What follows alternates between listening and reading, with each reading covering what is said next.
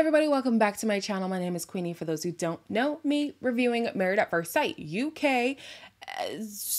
What season is this? 7, episodes 16 and 17. Before I get into it, please make sure to like this video, subscribe and hit the bell, and leave a comment down below. All right, so we're gonna start with the episode that was talking about love-hate week. A lot of it is pretty quick, not gonna lie to you. With Thomas and Adrian. Adrian hates Thomas's fake tan all over the place, and Thomas hates being told off, but he secretly likes it. With Kwame and Keisha, Keisha wants to be surprised more by Kwame, and he hates how loud Keisha is in the morning. Keisha loves that he's a super sexy beast, and he loves her shamazing cooking. These are their words, okay? I want you to know these are their words and not mine. Kwame, however, did listen to Keisha's request and gave her a little surprise.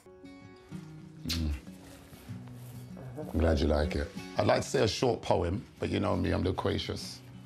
With your hourglass-shaped body, it's your breast Achilles and your blessed cheeks, your warming smile that shines bright like the Mother Nation, River Nile. Y'all, my jaw was on the floor. My jaw was on the floor, not in awe, not because this was so good, but this was so cringe. Kwame is most definitely a podcaster. Oh my, he is so cringe, but he is not my husband. He's Keisha and she likes it. So you like it, baby? Then I love it. Next, we have Zoe and Jenna. Jenna doesn't like Zoe's stubbornness, which was actually received well by Zoe. I was not expecting that. Basically, she said she's learning that she just needs to take a moment sometimes. And when she takes a moment listening to criticism, she comes back with a better response instead of just reacting immediately. So that's good. Zoe loves that Jenna wants to make the world a better place. And Jenna likes Zoe's independence. With Shanita and Jordan, she likes his sense of humor while he likes her bum. Hey, you like what you like. On to Duka and Whitney. Okay, these are where the couple start to have some issues. So Whitney did not like how surface level Duka was being regarding the experiment or the challenge in the experiment. You never make me coffee in the morning. Sometimes I want coffee in the morning. You take too long to get ready. Obviously what you were doing in the past wasn't working, right? So you have to change. So I'm trying to change. I will say the turnaround of Whitney's character is just wow. Was it deliberate? I don't know. I'm just like, she came in so hard and fast and now she's like so far removed from who we first met her as. Was that personal development for real, or was that just a facade? But anyways, her biggest issue was that Duka has a facade, which I can see. He definitely seems like somebody who's playing up to the cameras or somebody who's trying to curate a certain image and is trying very, very, very hard not to stray from it. And unfortunately, that means he's not giving the process a proper try. I mean, she finds him attractive. She's willing to give it a try. He just needs to be more vulnerable. But he's not doing that. They tried to kind of mend fences for the loves. She said that she likes his sense of humor. And he said that he likes how chill she is. I think he said chill and considerate. I'm just like, I mean, yeah, you like what you like. You can't really be upset with him like for saying what he said. But he's not trying. And maybe if he was to open up a little bit too much, the whole stripper thing would fall out. I feel like that's what he's trying to protect. Because guys, how did that not come up on the show? How? On to April and George. George is so aggy, you guys. I'm so sorry. Like, I can't.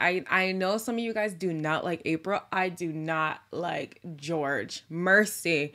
Anyways, April does not like the fact that she has to constantly reassure George, saying that we're good, I'm into you, I'm putting my best foot forward, I'm trying to do this thing. George doesn't like the fact that he believes April gives him half-truths, and so he learned some information that basically he thought she was lying about. I hate the way you say you trust me, but I don't feel like you really do. Then I find myself always having to defend myself. I dislike when you leave out certain details from stories or your past. I tried to get a date of birth of Wikipedia, and the story came up with her having a 3-month fling with the guy that she told me was a wet drip and she never saw again. And now I see on there's you being romantically involved, having a relationship. It's quite hurtful. I don't have to tell you who I've kissed at what point and what I've done. You're missing my with every point. ex-boyfriend. It's not relevant to our lives. Now, hold on a minute. This is where I have to go in on George, okay? You distrust this woman so much that you did not believe she was telling the truth about her birthday? Why are you Googling her birthday? And honestly, why does what she do with her exes like really matter? To be honest, like I don't think there's an issue with what April did. I don't know exactly what she did, but the way that I perceive it is that she said, yeah, I had a thing with this person. It didn't really last long, whatever. But he wanted like the nitty gritty details, time and dates and duration and everything. I just feel like that's doing a lot. Now, I am not giving April a full pass because if somebody asks you for the details, what would be your reason for hiding them? I would be concerned, especially if we're in supposedly a committed relationship. I'd be like, well, why are you withholding information? Because a lie by omission technically is still a lie, even though you were telling the truth, but only half. But then with George too, I'm just like, I mean, she told you about the man, didn't she? It's not like she completely removed him from her story and then you found out about this random guy. I don't know. Y'all let me know how you think about the situation. They ended up mending fences, and she said that she loves his emotional vulnerability while he loves her effort that she's putting into the relationship.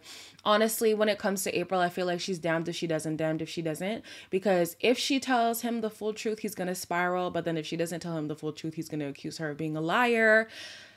George, your insecurities, like, that's for you to fix. Honestly. Like, it's not your partner's job. Your partner can aid, but it's not their duty to fix your insecurities. You got to work that out, sir. Sophie and Jonathan. So in this episode, I noticed a little something, but it was definitely confirmed in the next episode. They were talking about like what they find sexy about each other. And Jonathan had a long pause trying to find something about Sophie that he found sexy.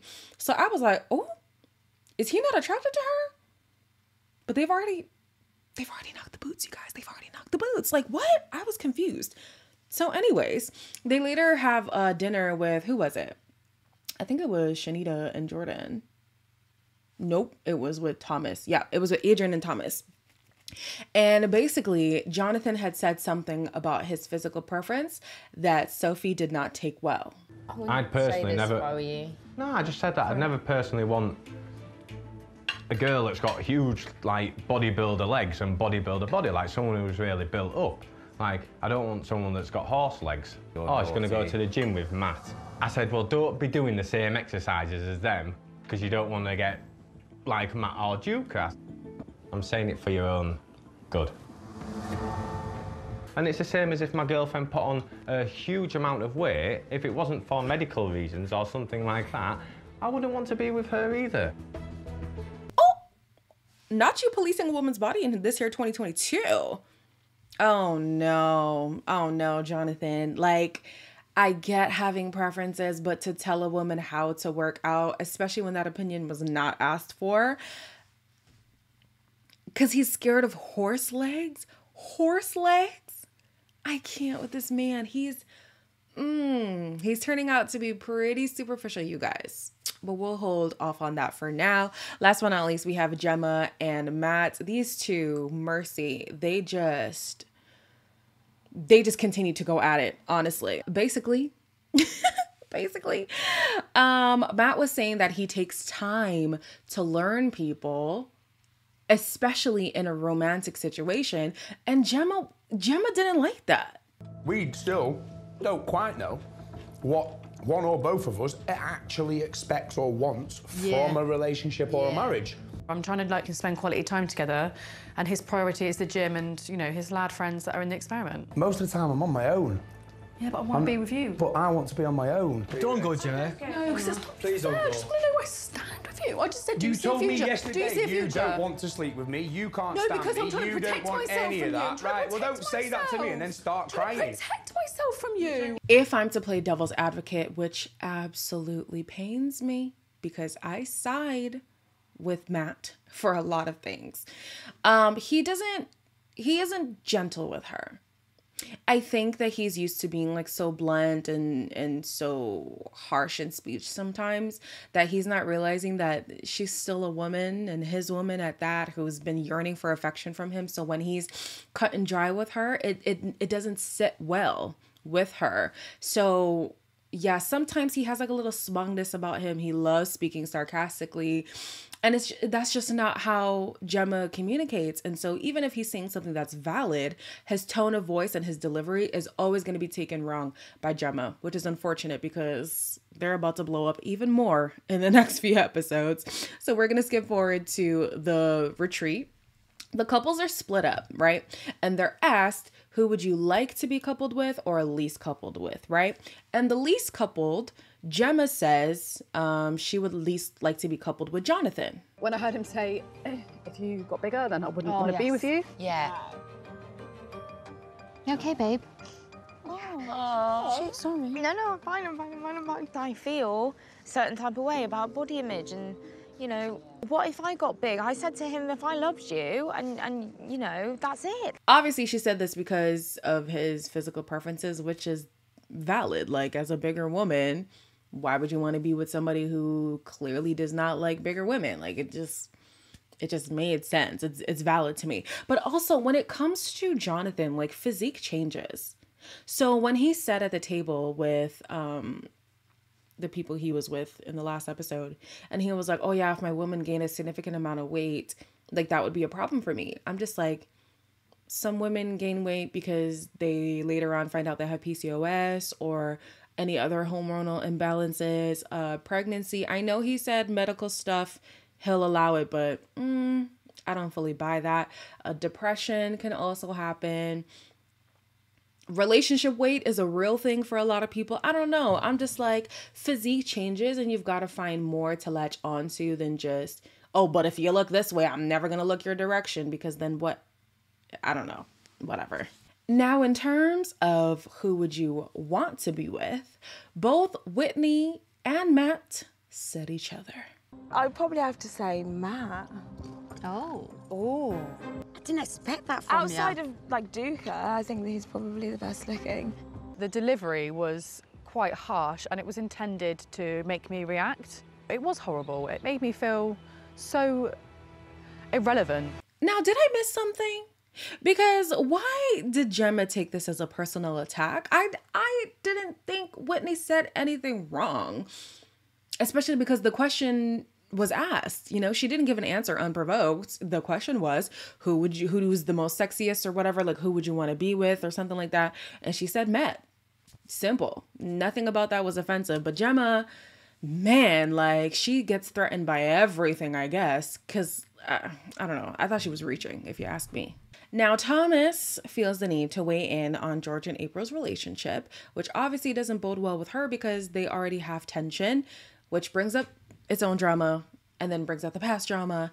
And of course, drama ensues in general. How's everyone else's relationships? I know George moved out for a bit and he's back in now. Yeah. I think you've had so much conflicts throughout the process. Yeah, so. and I understand that. I think George and I've obviously had George come to my room and say things about the relationship, and he seems like really hurt by you. You're the fakest person here. I just don't like conflict or confrontation, so I want to be everyone's friend. Okay, but you said that you pretended to be my friend at the dinner party. That hurt. I'm pissed the fuck off. My name's been dragged through the mud because of your lies. I was You're never a liar. That's a big statement to make. Thomas. She pulls this face and cries and all that bullshit. I never said it. Fuck you and fuck you. Bye-bye, bitch. I'm not a bitchy person, I'm not. Thomas. They both tend to cry when their back is against the wall. So it's kind of hard to be like, who's the victim here? Because they're both playing victim. And I just feel like y'all are both in the wrong, to be honest with you, at this point. And then at the end of the day, if y'all don't vibe, like, you don't have to. There's so many other people in this experiment that you can hang out with. It doesn't have to be with each other. Whenever y'all's relationships are being talked about, just don't say anything and you'll be fine. there's no need for this drama. Y'all are big people. Big people. Now, for some reason, Sophie finds the need to want to tell Jonathan that Gemma would least want to marry him because of his physical preferences. Now, before I add the clips, this is why I feel like it's an issue. Girl, your problem is how you feel about his personal preferences. I feel like bringing Gemma into it didn't make sense because obviously Gemma would not want to be with a guy who doesn't like big girls. Like, you should have made this about you, not about her. I think Gemma was quite offended by some of the stuff that you said. Gemma? Yeah. I don't surround myself with people that don't agree with you. No, that don't agree with you. That's all it is. You surround yourself with people like Matt who have the same opinion you, and no one can say anything to you. And you won't accept that you've upset me. Like, you can't comprehend that. From now on, right, you know me as a person, I'll just keep my mouth shut and not speak. Sophie earlier said that she has an issue with like body image. I don't know if she meant her own or just in general. So I understand why she's still put off by Jonathan's comments about physical preference and all of that. But I feel like a better way to handle this conversation would have been like, you know, I feel like physique can change. And at the end of the day, if somebody can't find love within me for my core, how do I know they're not going to leave when something like weight or whatever fluctuates and they're no longer attracted to me? I feel like bringing up Gemma didn't make sense, especially because he doesn't care what other people think. He cares what you think. And so if you're trying to put it on like other people saying like, you see how you make other people feel? He doesn't give a damn how other people feel. So obviously, he doesn't care. Gemma opens up about why she was offended by Whitney's comments and also says she feels like there's more going on. I know from Boys' Day that Matt also chose Whitney, but at this very moment, I don't know that it's the best time to give that little nugget of information. You know, everyone's answers were quite sort of like, you know, Kwame for his energy, and everything came with a reason why and a justification of that answer. And Whitney just went Matt. Nothing else, just Matt. I'm questioning whether there's more to this story. Oh, so you think that something's happened? I've never trusted Whitney. I think she needs to keep an eye on her. If you feel comfortable unpacking anything, like, you can always come and see me. Like, genuinely, come and talk to me. I think from a first look, there was a bit too much glam. But spending time around her, there's definitely a vibe. Now, based on social media, clearly there is more going on because Matt had his little video talking about what was about to go down, and I'm going to put that here. So I know that obviously what's to come is going to look like some big cheating scandal, etc., which is fine because it's TV. I signed a contract which said that this can be edited however it needs to be edited, etc., etc., etc., and that's cool. Like, I've just got to roll with the punches. Roll with the punches. And then you had Whitney posting this photo a few days ago. So clearly, yes, there was more to the story. However, based on what Whitney said at the table, I think Gemma was absolutely reaching. Unless there was more and we just didn't see, I'm just like, girl, what Whitney said was not overstepping, to be honest with you. Now, the conversation she had with Matt, Whitney, I'm talking about, that's cause for concern. Absolutely. Yeah, it is. But based off the conversation at the table, Gemma was reaching. That's what I think. If y'all think different, let me know. As always, like, comment, share, and subscribe. This was a hell of a mess, but if you've made it to the end, you're a real one. And I'll see you guys in the next one.